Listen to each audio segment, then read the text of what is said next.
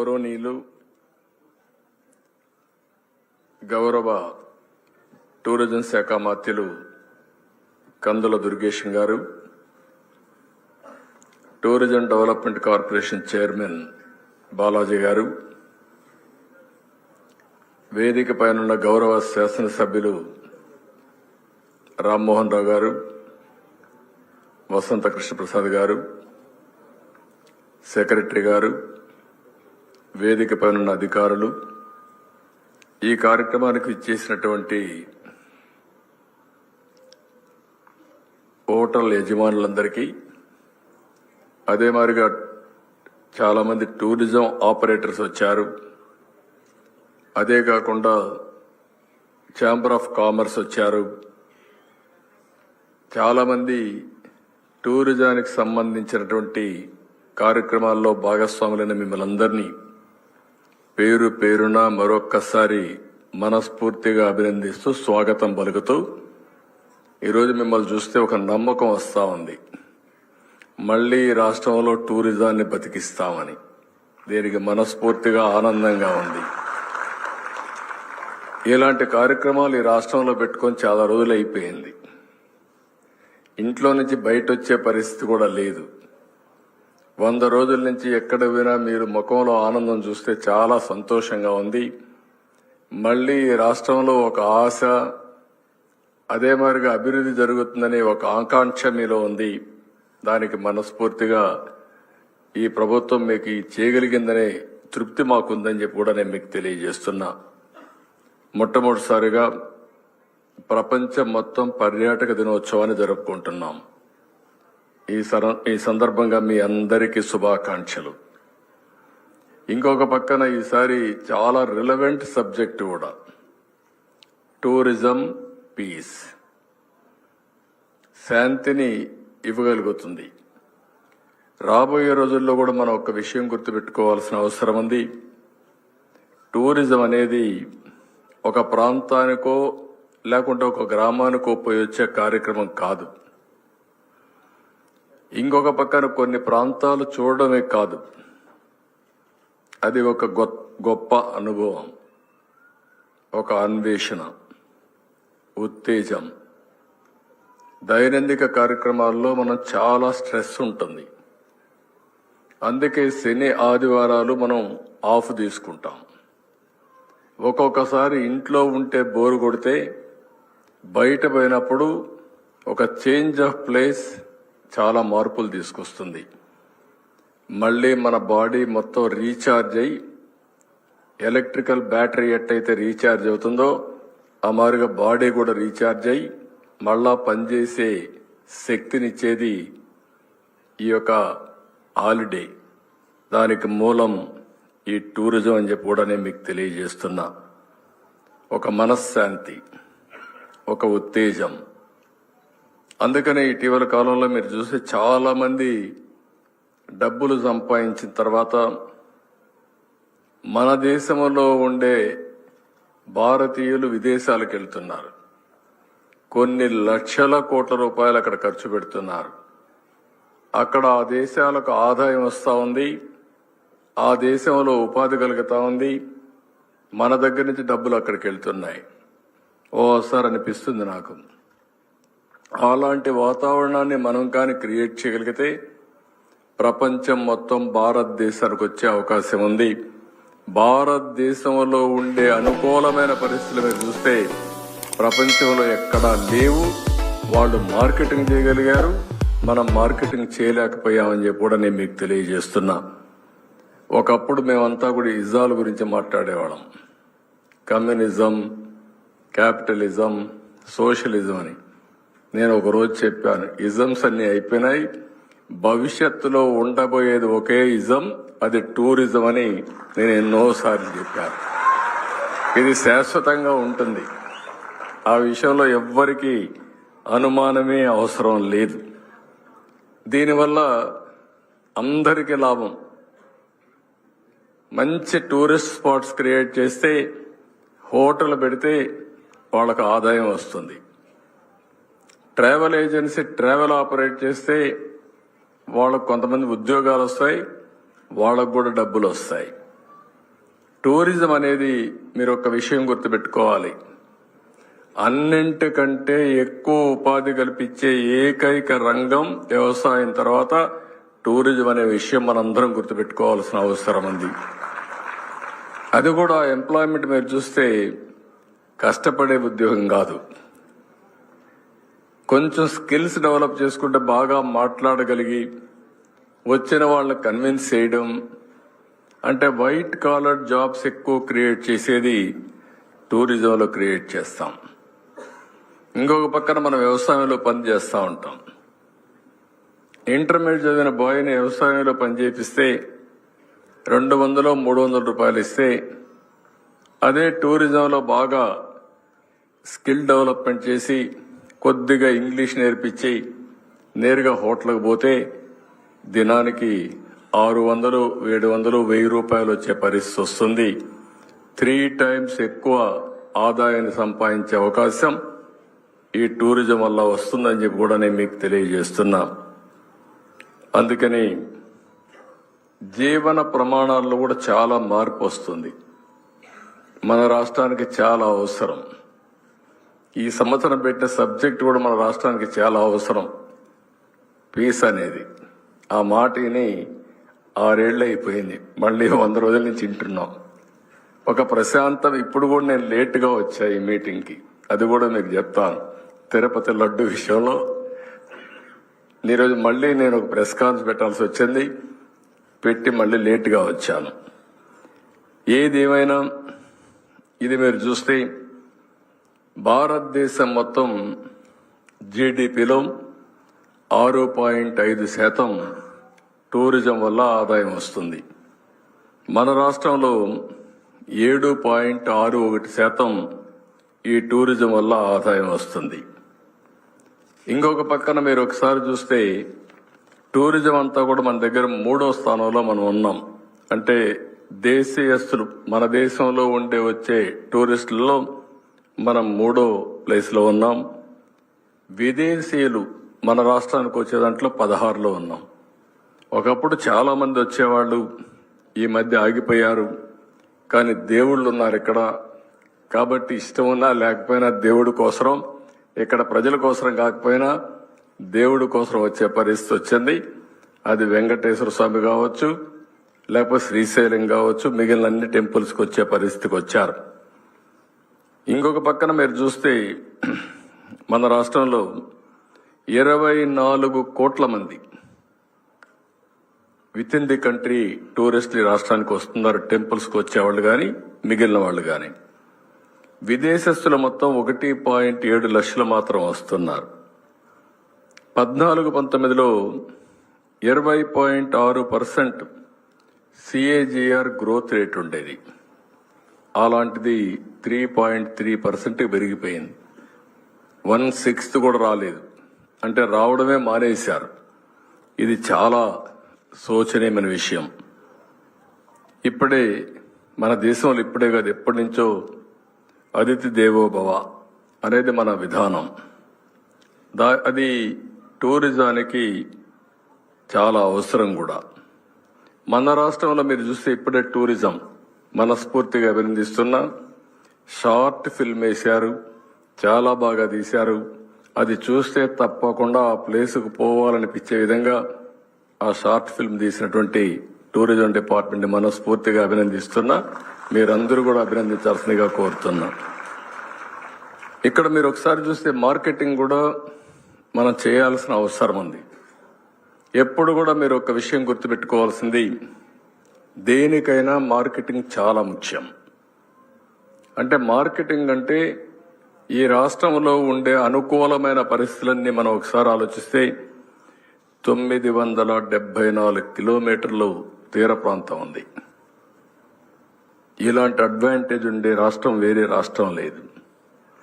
అపారమైనటువంటి సహజ వనరులు ఉన్నాయి, నదులున్నాయి, చరిత్ర ఉంది, సంస్కృతి ఉంది, పర్యావరణానికి అనేక ప్రత్యేకతలు మన రాష్ట్రంలో ఉన్నాయి.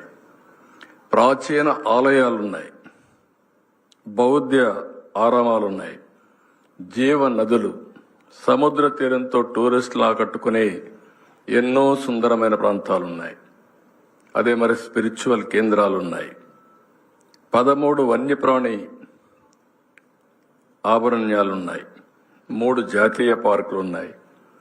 ఇంకొక పక్క మన రాష్ట్రంలో మనం చూస్తే సుసంపన్నమైన కళలకు నిలయమైనటువంటి మన రాష్ట్రం 400 సంవత్సరాల చరిత్ర హస్తకళలకు కొండపల్లి. ఇంకొక పక్క కలంకారి, ఇంకొక పక్క లేపాక్షి ఇటీవలనే యునెస్కో వారి వారసత్వ జాబితాలో కూడా చేర్చారు. ఇంకొక పక్కన మీరు ఒక్కసారి చూస్తే మన రాష్ట్రంలో పుణ్యక్షేత్రాలు, వెంకటేశ్వర స్వామి ఈ రాష్ట్రంలో ఉండడం మనందరి అదృష్టం. కలియుగ దేవుడు వెంకటేశ్వర స్వామి ఈ రాష్ట్రంలో ఉండడం మనందరికి కూడా ఒక అదృష్టంగా మనం భావించాల్సిన అవసరం ఉంది. ప్రపంచంలో భారతీయులు ఎక్కడున్నా, హిందువులు ఎక్కడున్నా జీవితంలో ఒక్కసారైనా వచ్చి వెంకటేశ్వర స్వామి దర్శనం చేసుకుని వాళ్ళ యొక్క మొక్కులు తీర్చుకోవాలని కోరుకుంటారు. అలాంటి పుణ్యక్షేత్రం, దివ్యక్షేత్రం మన రాష్ట్రంలో ఉండడం మన అందరి అదృష్టం. ఇటీవల అది కూడా కాంట్రవర్సీ అయింది లడ్డు విషయంలో. అది కూడా మనం ఒకసారి చూస్తే ప్రతి ఒక్క టెంపుల్కి కొన్ని సాంప్రదాయాలు ఉంటాయి. ప్రతి ఒక్క మతానికి కూడా కొన్ని సాంప్రదాయాలు ఉంటాయి. మత సామరస్యాన్ని కాపాడడం ఎంత ముఖ్యమో ప్రతి ఒక్క దేవాలయాల్లో కానీ, చర్చిల్లో కానీ, మసీదుల్లో కానీ ఉండే సాంప్రదాయాన్ని గౌరవించడం కూడా అంతే ముఖ్యం. పాలకులు మేమందరం ఆలోచించుకోవాల్సింది ముందు అక్కడుండే చట్టాల్ని, సాంప్రదాయాల్ని మేం గౌరవించాలి. అలాంటిది అక్కడ వేరే మతం వాళ్ళు ఎవరన్నా వస్తే డిక్లరేషన్ ఇవ్వాలి. వెంకటేశ్వర స్వామి పైన నమ్మకం ఉందని డిక్లరేషన్ ఇస్తే వాళ్ళు దర్శనం చేసుకోవచ్చు. అది ఆనవాయితీ. అది ఇవ్వకుండా పోవడం కూడా తప్పు, చట్ట ఉల్లంఘన. నేను ఆ విషయమే చెప్పాను. ఇటీవల NABL మీరు చూశారు.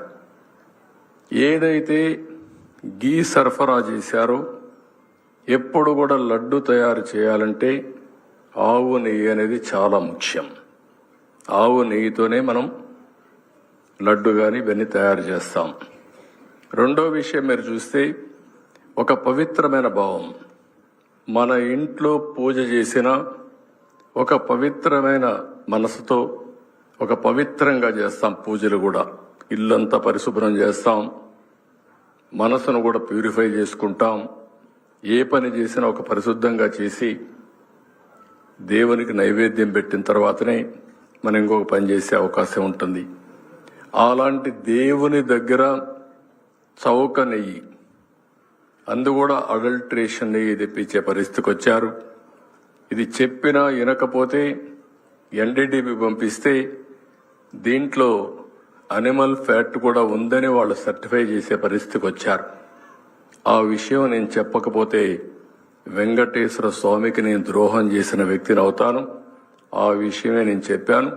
భవిష్యత్తులో వెంకటేశ్వర స్వామి దగ్గర గాని, ఏ దేవాలయంలో గాని అపచారాలు చేయకుండా చూసే బాధ్యత ఈ ప్రభుత్వం తీసుకుంటామని మరొక్కసారి మీ అందరికీ విజ్ఞప్తి చేస్తున్నా. ప్యూరిటీ అనేది, పవిత్రత అనేది మనం కాపాడుకుంటే ఆ పవిత్రతే మనల్ని కాపాడుతుంది. దాంట్లో ఏమాత్రం అనుమానించే పరిస్థితి ఉండకూడదు. మన రాష్ట్రంలో చూస్తే శ్రీశైలం మల్లన్న, విజయవాడ కనకదుర్గ, సింహాచలం అప్పన్న, అన్నవరం, అరసవెల్లి సూర్యనారాయణ దేవాలయం, ఇలాంటి బ్రహ్మాండమైన పుణ్యక్షేత్రాలున్నాయి. సింహాచలం నరసింహస్వామి ఆలయం, అన్నవరం, అహోబిలం, వేదగిరి, శ్రీశైలం వంటి ప్రాజెక్టులో అక్కడికి పోయి చూడంగానే ఒక స్పిరిచువాలిటీ ఉట్టిపడే విధంగా ఉన్నాయి. అలాంటి సుందరమైన ప్రదేశాలు ఈ రాష్ట్రంలో ఉన్నాయి. పరిశుభ్రమైన వాతావరణం, మంచి వసతి సదుపాయాలుంటే యాత్రికులు దేవుని దగ్గరికి పోయినప్పుడు ఒకరోజు ఉండవలసిన వాళ్ళు ప్రశాంతత కోసం 4-5 రోజులు ఉండే అవకాశం ఉంటుంది. నాకు బాగా జ్ఞాపకం. పుట్టపర్తి సాయిబాబా గారు బతికున్నప్పుడు ప్రపంచంలో ఎక్కడెక్కడి నుంచో మనుషులు వచ్చేవాళ్ళు. వచ్చిన తర్వాత ఆ ప్రశాంతత చూసిన తర్వాత, ఆయన చెప్పే మాటలు విన్న తర్వాత, వాళ్ళు పనిచేసే ప్లేస్లో కానీ వాళ్ళు ఉండే ఇంట్లో కానీ ఆ యొక్క ప్రశాంతత లేదు. కాబట్టి ఇక్కడికి వచ్చిన తర్వాత వారం రోజులకు వచ్చిన వాళ్ళు 6 నెలలు ఇక్కడే ఉండిపోయేవాళ్ళు. సాయిబాబా గారి యొక్క డివోషన్తో, ఆయన ఇచ్చే ప్రీచింగ్స్తో అక్కడ హాస్పిటల్లో డాక్టర్లుగా వాళ్లే ప్రాక్టీస్ చేసేవాళ్ళు, ₹1 తీసుకోకుండా. దానివల్ల ఓసారి ఒక సాయిబాబా గారు కూడా మానవ జన్మ ఎత్తి ఆయన ఆచరించిన విధానాల వల్ల వాటర్ స్కీమ్ కావాలంటే ₹250 కోట్ల ఆ రోజుట్లో ఒక్క వాటర్ స్కీమ్ అనంతపురికి ఒక్క కాల్ ఇస్తే పూర్తి చేయగలిగాడంటే అది ఆయన చూపించిన చొరవ. నాకు ఒకసారి అనిపిస్తుంది, ప్రజల్లో ఒక నమ్మకం కలిగితే ఏమైనా చేస్తారని. ఇదే విజయవాడ, ఇదే ప్రాంతం మొన్న వరదలు వచ్చాయి. వరదలు వస్తే అతలాకుతలం అయిపోయింది. 10 రోజులు నేను కూడా చాలా బాధపడ్డాను. మనసును చలించివేసింది. కనీసం నేను నీళ్లు ఇవ్వలేకపోయాను. మనోవేదన అవన్నీ చూశాను. 10 రోజులు నేను బురదలో తిరిగా, మా ఆఫీసులు తిరిగారు, మా ఎమ్మెల్యేలు తిరిగారు, మంత్రులు తిరిగారు, అందరం తిరిగాం. తిరిగి నార్మల్సీ తేవడానికి అన్ని విధాల ప్రయత్నం చేశాం. ప్రజలు కూడా బ్రహ్మాండంగా సహకరించారు. 10 డేస్ సఫర్ అయినా ఒక్క వ్యక్తి ఒక్క నెగటివ్గా మాట్లాడలేదంటే అది వాళ్ళ మంచితనం, మేము చూపించిన చొరవ అని చెప్పి కూడా నేను మీకు తెలియజేస్తున్నా. ఇది చూసిన తర్వాత రాష్ట్రం మొత్తం స్పందించారు. 425 కోట్ల ఇప్పటికీ సీఎం రిలీఫ్ కింద డబ్బులు ఇచ్చారు. నా చరిత్రలో చాలా సంక్షోభాలు చూశాను, కానీ ఈసారి ఎక్కడికక్కడ మధ్యాహ్నం కూడా నాకు 1.5 hour అయింది. ఒక చిన్న కుర్రవాడు, 6వ తరగతి చదివే కుర్రవాడు, 4 సంవత్సరాలు సేవ్ చేసుకున్న కిటీ బ్యాంక్ ₹10,000 తీసుకుని ఇచ్చాడు. నేను అడిగాను, ₹10,000 ఇస్తున్నావు, 4 సంవత్సరాలు నువ్వు పొదుపు చేసుకున్న డబ్బులు, నీకు బాధ లేదంటే, అక్కడ పడిన కష్టాలు చూశాను, టీవీల్లో చూశాను. నా డబ్బులు ముఖ్యం కాదు, వాళ్లకు చేరుతుందని, తృప్తుందని 6వ తరగతి చదివే విద్యార్థి చెప్పగలిగాడంటే అది స్ఫూర్తి. ఒక ఆడబిడ్డ వచ్చింది. ఆ ఆడబిడ్డను చూస్తే భర్త చనిపోయాడు, ఇంట్లో నుంచి నేను బయట రాలేదు, కానీ ఈరోజు మీరు పడే కష్టం చూశాను. నా వంతు బాధ్యతగా నేను కానీ చేయకపోతే నేను తప్పు చేసిన దాన్ని అవుతాననే ఉద్దేశంతో ఈరోజు నేరుగా మీ దగ్గరికి వచ్చి నేను పొదుపు చేసుకున్న ఈ ₹2 లక్షల మీకు ఇవ్వాలని వచ్చానని ఆవిడ చెప్పే పరిస్థితికి వచ్చారు. ఆ రోజు నేను ఈ సంఘటనలో చాలా హృదయ విదారక సంఘటన చూశాను. ఒక తండ్రి వచ్చి, నీళ్ళు ఇవ్వండి, ఇంకేం మాకు అవసరం లేదు, 3 రోజుల నుంచి మా పిల్లలు నీళ్లు అడుగుతున్నారు, నీళ్లు ఇవ్వండి అంటే నీళ్లు ఇవ్వలేని నిస్సహాయ స్థితి. ఈరోజు ఎక్కడెక్కడ ఉండేవాళ్ళు మనసులు చలించి స్వచ్ఛందంగా ముందుకొచ్చి మేము కూడా సహాయం చేస్తామనే పరిస్థితి వచ్చిందంటే ఇది ఒకే ఒక విషయం, విశ్వసనీయత. మనం విశ్వసనీయత మెయింటైన్ చేయగలిగితే ఏదైనా సాధ్యం. అది చేయడానికి ఈ ప్రభుత్వం సిద్ధంగా ఉన్నామని మీ అందరికీ మరొక్కసారి విజ్ఞప్తి చేస్తున్నా.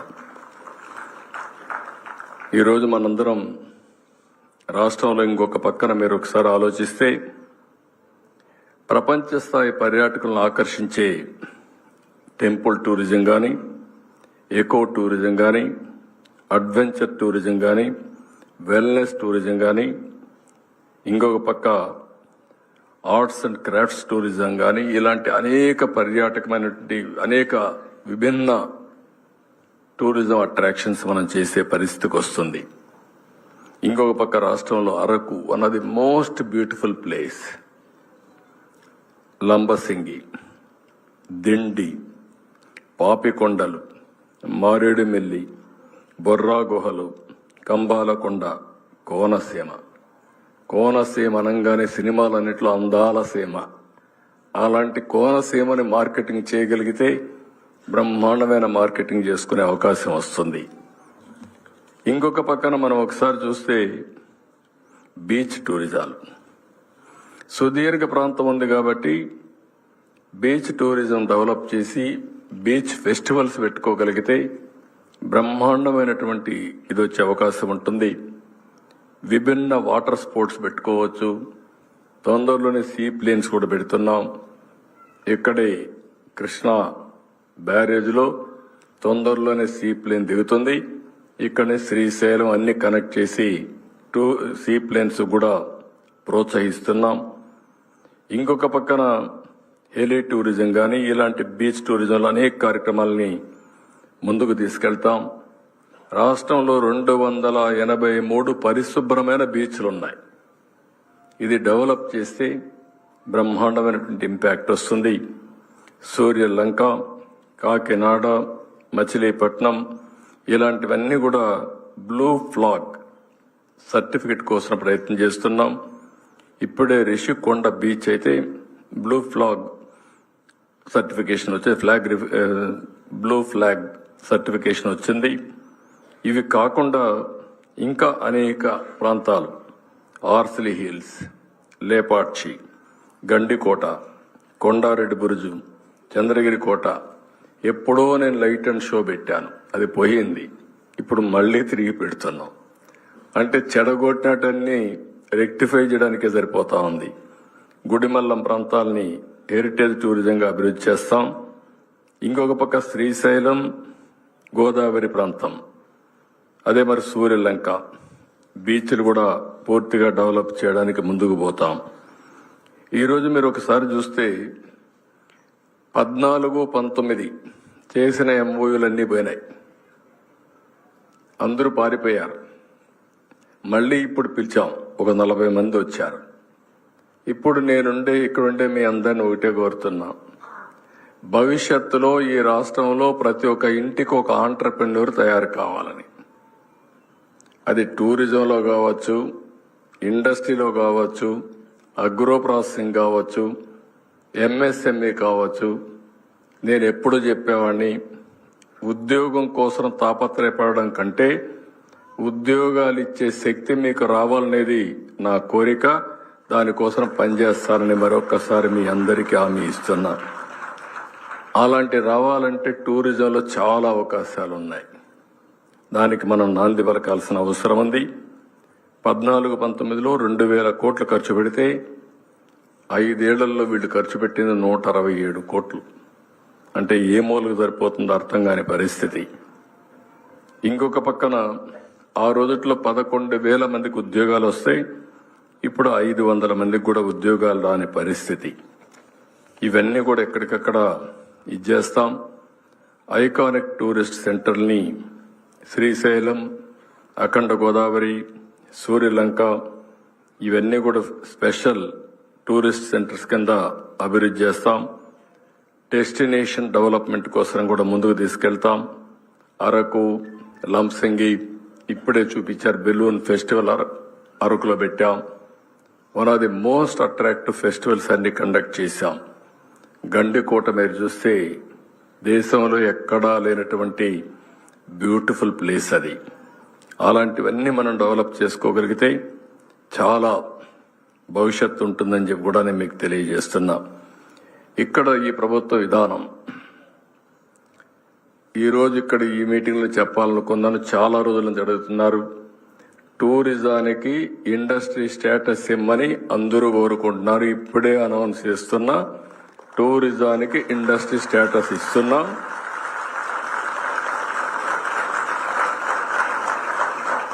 ఇప్పుడే మా మంత్రికి, మా సెక్రటరీకి చెప్తున్నాను. తొందరలోనే ఒక ప్రత్యేకమైన పాలసీ కూడా రూపకల్పన చేస్తాం. హోటల్ ఇండస్ట్రీ కూడా చెప్తున్నా, మీ మీద దాడులుండవు. మీరు కూడా చేయాల్సిన పని సిన్సియర్గా చేయండి, నీతి నిజాయితీగా చేయండి, ఆశపడకుండా చేయండి.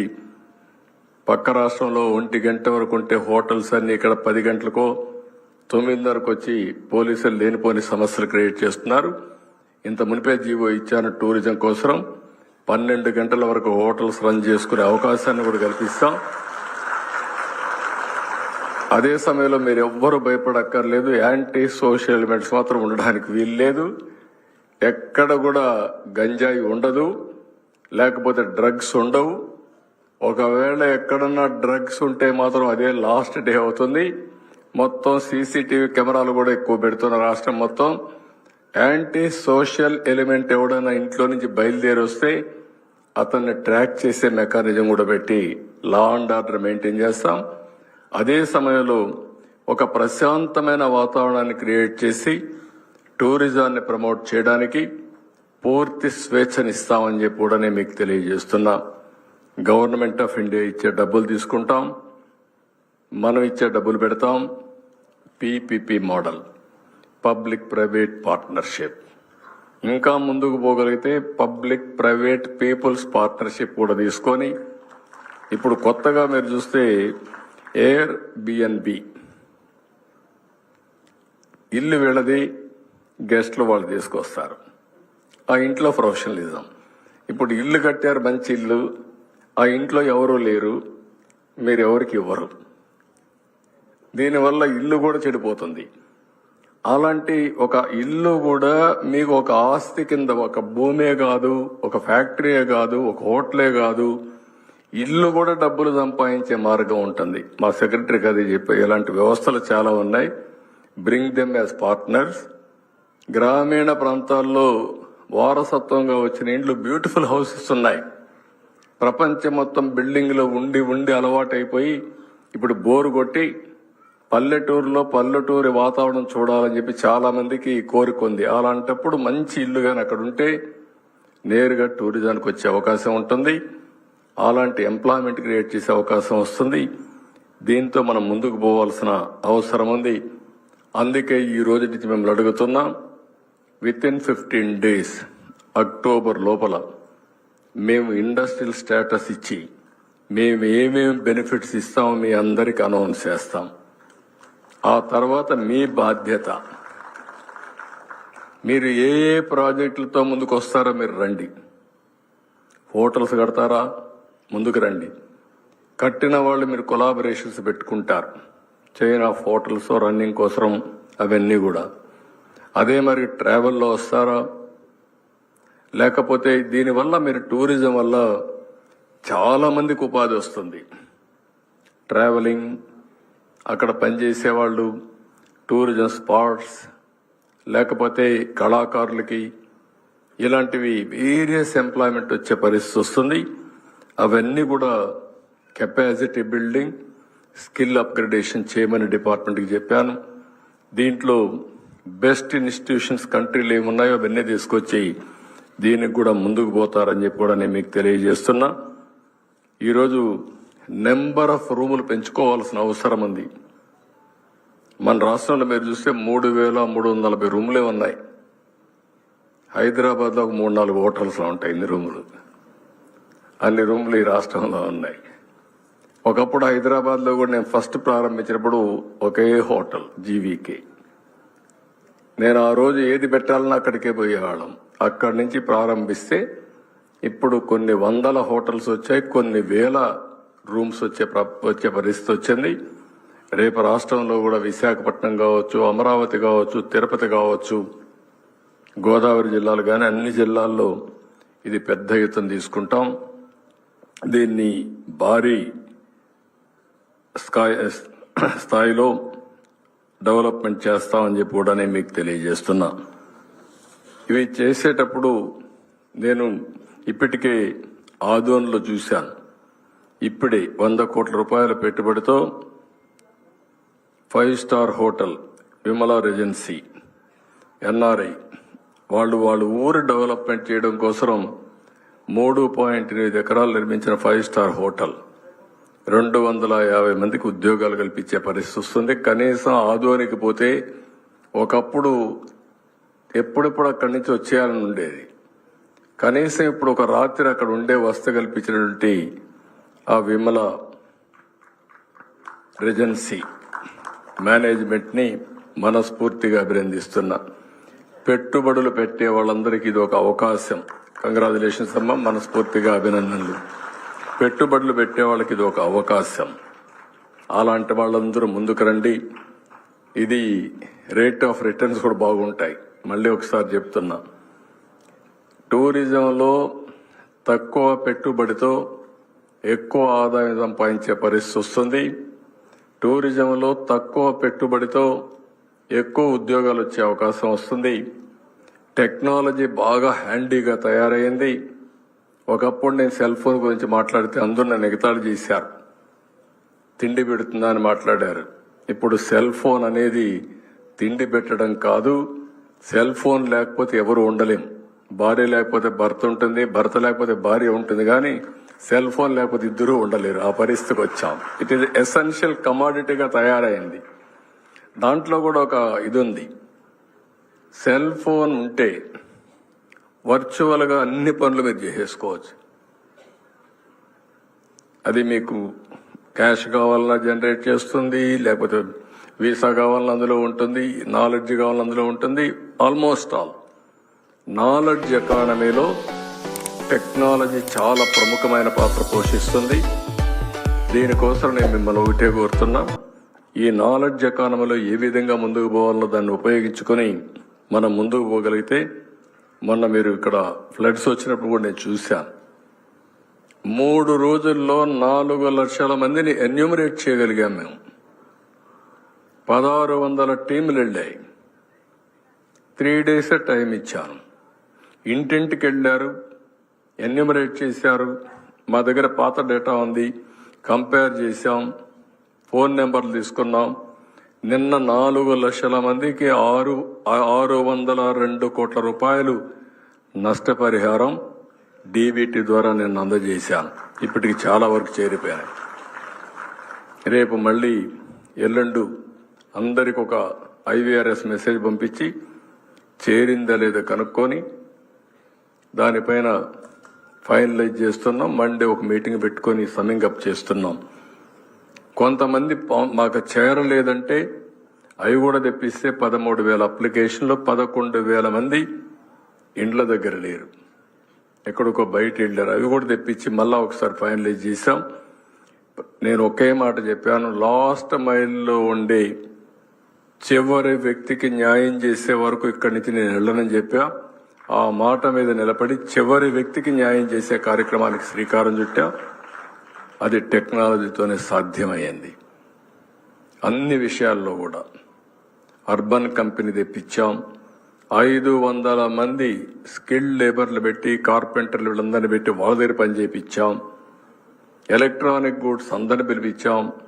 6,000 మందికి రిపేర్లు చేపించి, ఫ్రిడ్జ్ కానీ ఏసీ కానీ ఇవన్నీ రిపేర్లు చేసి వాళ్ళకి హ్యాండ్ ఓవర్ చేశాం. ఒక 14,000 మంది దగ్గర స్టవ్లు పోతే అవన్నీ రిపేర్ చేపించాం.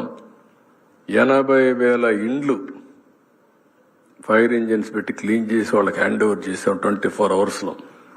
ఇంత పెద్ద విపత్తు 10 రోజులు జరిగితే, డ్రైన్స్ ఫ్లడ్ వాటర్ కలిసిపోతే ఒక్క చిన్న డిసీజ్ రాలేదంటే దానికి కారణం ఈ ప్రభుత్వం తీసుకున్న అన్ని జాగ్రత్తలు. ఇలాంటివి అన్ని కూడా టెక్నాలజీ ఏజ్లో వచ్చింది. నాకు ఒక నమ్మకం ఉంది, ప్రజలు గాని మళ్లీ అటు ఇటు చూడకుండా నేరుగా చూడగలిగితే ఈ రాష్ట్రం స్వర్ణయుగమే. నాకేమాత్రం అనుమానం లేదు.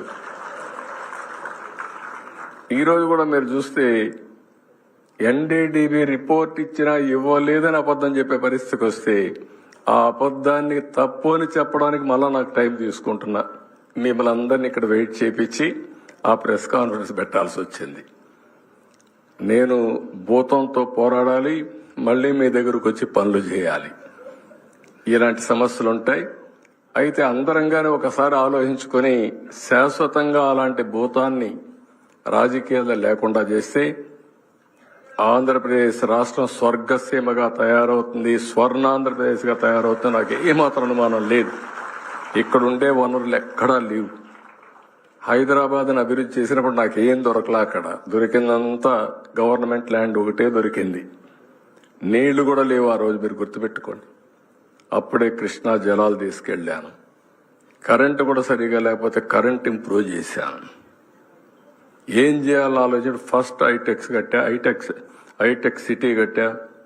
అక్కడి నుంచి 1 by 1 బ్రిక్ బై బ్రిక్ చేసుకుంటా ముందుకు పోయాం. అన్నీ కూడా 20 సంవత్సరాలు. ఈరోజు మీరు చూస్తే most liveable city in the country, highest per capital income Telangana.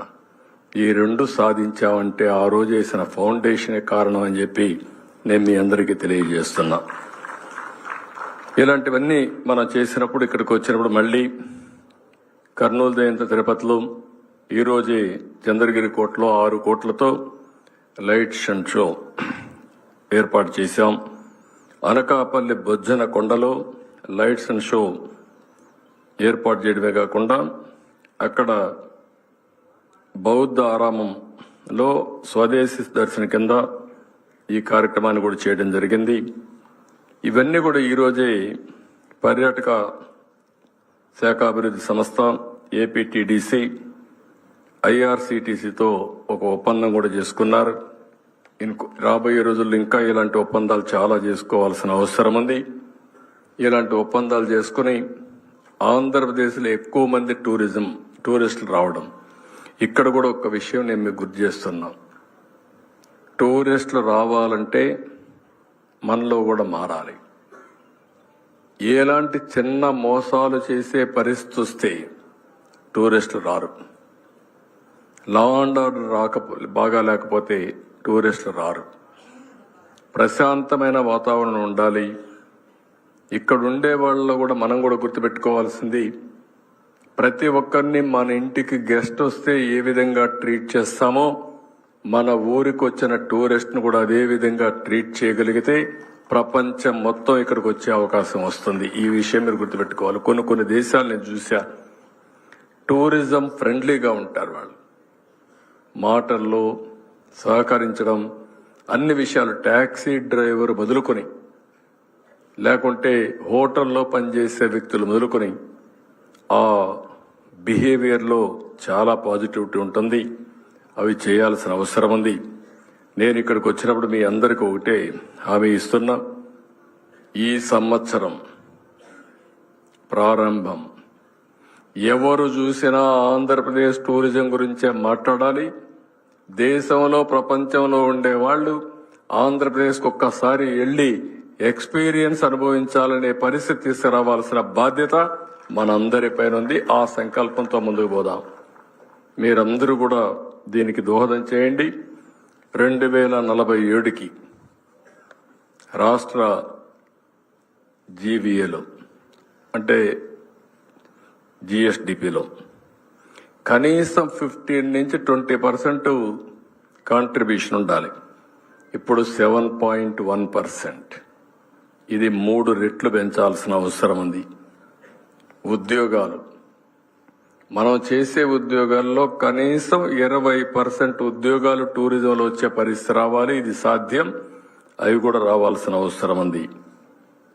విదేశస్తుల్ని attract చేయడంలో కనీసం టాప్ 3లో మనం ఉండాల్సిన అవసరం ఉంది. ఎవరైనా వస్తే ఆంధ్ర రాష్ట్రంలో ఒక 5-6 రోజులు ఉండే పరిస్థితి రావాలి. ఏమీ లేదు చూడడానికని వెళ్ళిపోయే పరిస్థితి రాకూడదు. చిన్న పిల్లల మొదలుకొని పెద్దవాళ్ళ వరకు ప్రతి ఒక్కరికి అలాంటి ప్రోడక్ట్స్ మనం ప్రొవైడ్ చేసే పరిస్థితి రావాలి. దానికి మీరందరూ ఆలోచించి ముందుకు రావాల్సిందిగా నేను కోరుతున్నా. రాబోయే 23 ఏళ్లలో కనీసం రాష్ట్రంలో ఒక 40-50 వేల రూములు రావాలి.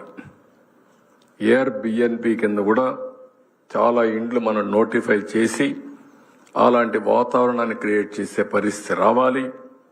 ఏది తీసుకున్నా ఒక అగ్రికల్చర్ కూడా ఒక టూరిజమే, గుర్తుపెట్టుకోండి మీరు. మనం మంచి పొలాలు కానీ తయారు చేయగలిగి, ఇప్పుడు రాష్ట్రంలో మీరు చూస్తే పెద్ద ఎత్తున మనం 0 బడ్జెట్ నేచురల్ ఫార్మింగ్కి వెళ్ళాం. ఇప్పటికే 10 లక్షల ఎకరాల్లో ఈ యొక్క నేచురల్ ఫార్మింగ్ ఉంది. దగ్గర 5 లక్షల మంది ఫార్మర్స్ పనిచేస్తున్నారు. రాబోయే రోజుల్లో 5 ఏళ్లలో 20 లక్షల మంది ఫార్మర్స్ 50 లక్షల ఎకరాల్లో నేచురల్ ఫార్మింగ్ పోవాలనుకుంటున్నాం.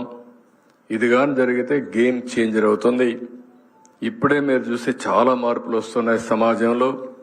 గ్రీన్ ఎనర్జీకి పోతున్నాం, గ్రీన్ హైడ్రోజన్కి పోతున్నాం.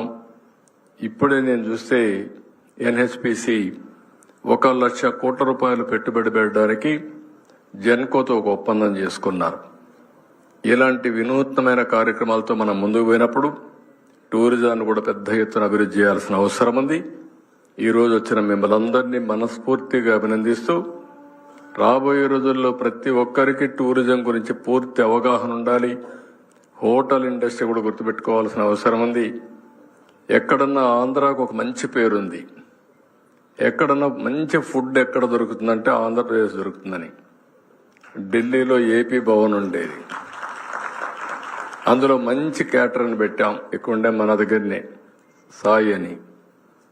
ఢిల్లీలో అన్ని రాజకీయ పార్టీలు, అన్ని రాష్ట్రాల నుంచి ఎవరు వచ్చినా ఆంధ్ర ఫుడ్ కోసం ఏపీ భవన్కి వస్తారు.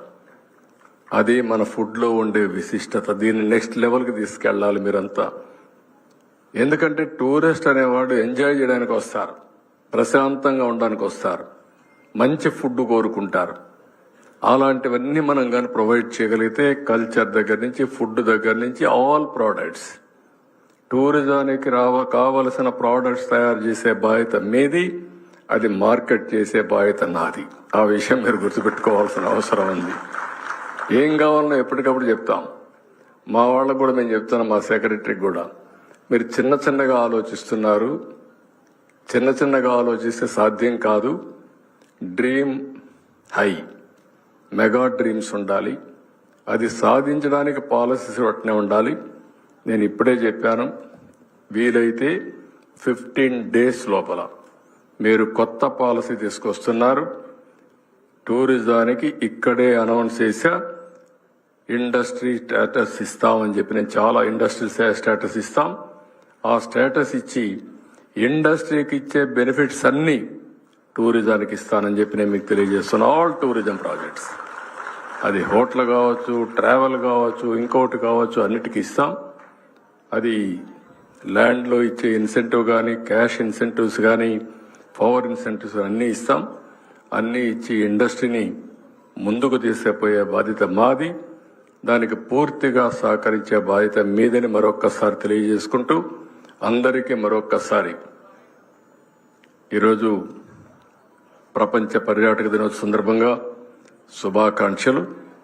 ఈరోజు ఆంధ్ర రాష్ట్ర చరిత్రలో పర్యాటక రంగాన్ని నెక్స్ట్ లెవెల్ తీసుకుపోవడానికి నాంది పలకాలని మరొక్కసారి మనస్ఫూర్తిగా ఆకాంక్షిస్తూ అందరికీ నమస్కారాలు. జై హింద్.